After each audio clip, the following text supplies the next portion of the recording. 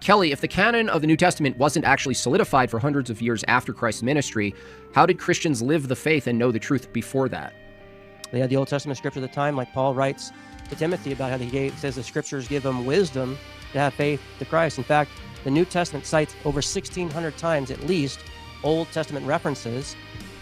We see the apostles, when they're teaching, they're quoting scripture to affirm what they're teaching at the time.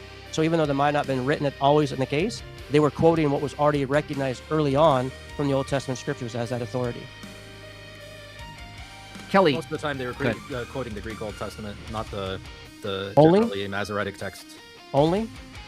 No, not exclusively. But if you're Where did actually they going to quote use, the if you're telling me that Bible interprets Bible, why don't you use the Greek Old Testament? There's a preference in it in the New Testament. Why don't you use the Greek Old Testament? Well, I would say to you, it's a mixture of both. I don't disagree that they cited the Greek New Testament, but we don't see that as the ultimate standard. So you don't actually let the Bible interpret the Bible, do you? Of course I do. That's a stupid statement. The New Testament has a preference for the Greek Old What Testament. does the New Testament teach? It teaches us not to be doormats, right? The New Testament has a preference for the Greek Old Testament, and you don't apply that.